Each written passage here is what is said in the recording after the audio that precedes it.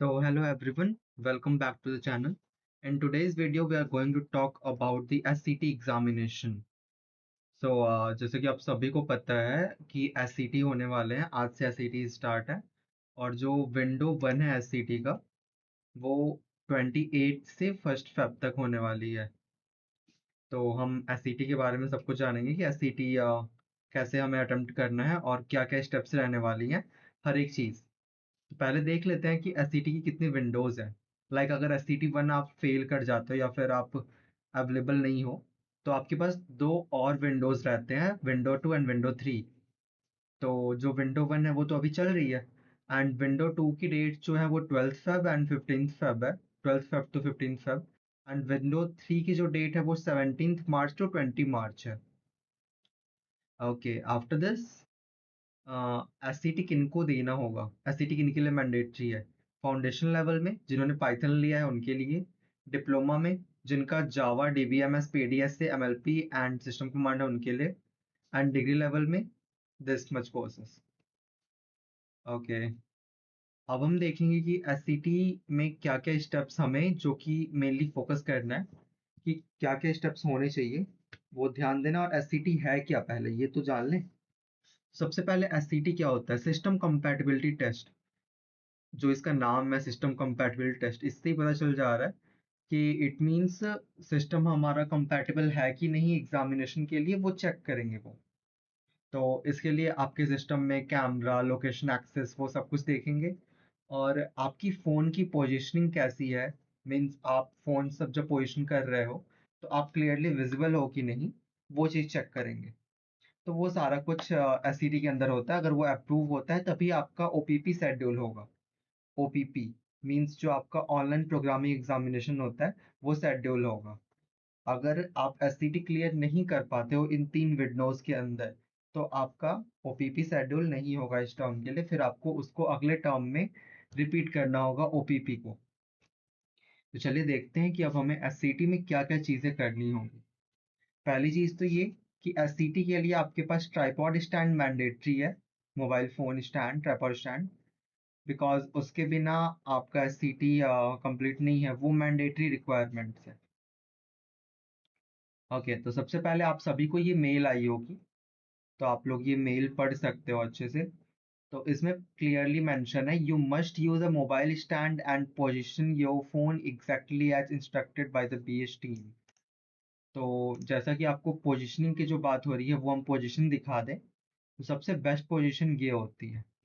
आप इस डॉक्यूमेंट में देख सकते हो, ये पोजीशन दिया हुआ है कि आपका दोनों जो हैंड है वो टेबल पे होना चाहिए, आपकी लैपटॉप की स्क्रीन विजिबल होनी चाहिए, आपका फेस प्रॉपरली विजिबल होना चाहिए, आपका टेबल क्लियर होना चाहिए, टेबल पे कुछ भी नहीं होना चाहिए।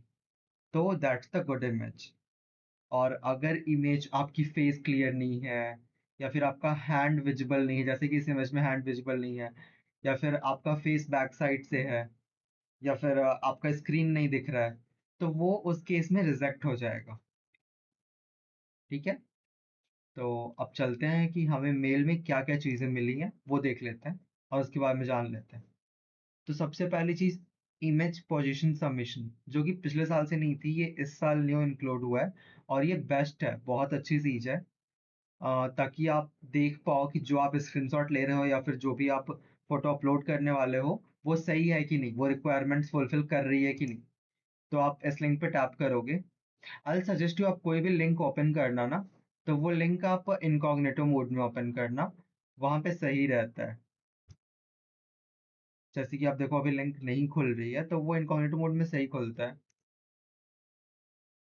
तो सजेशन रहता है कि एग्जामिनेशन लिंक या फिर कोई फॉर्म लिंक वो इनकॉग्निटो मोड में आप ओपन करना।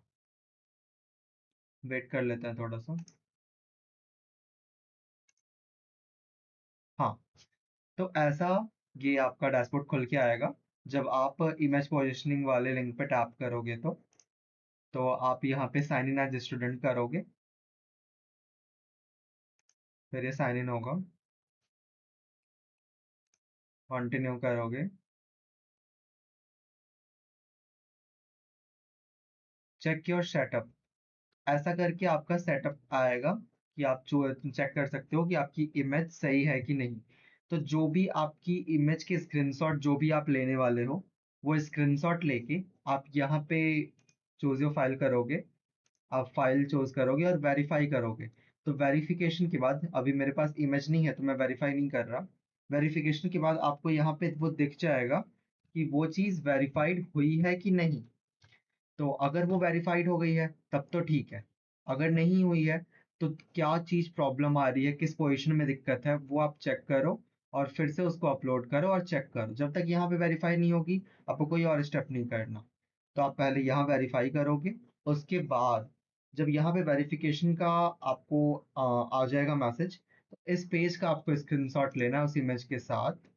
आफ्टर दिस आपको उस इमेज को, क्या लिखा हुआ है यहाँ पे पढ़ो आप।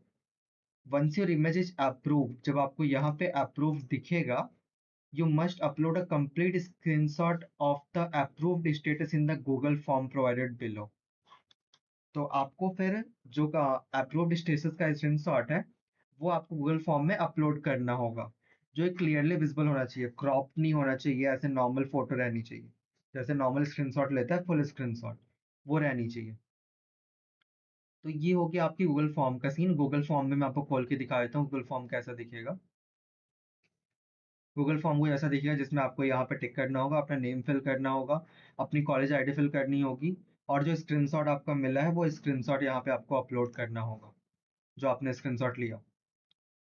इसके बाद एग्जाम पोर्टल के लिए आपको ये लिंक दी हुई है।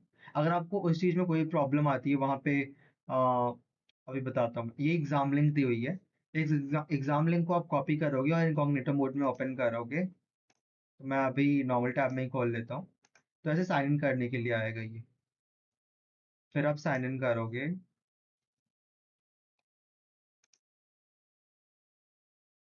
Just like this. And after this आपको ये रिडायरेक्ट कर देगा एग्जाम पोर्शन पे।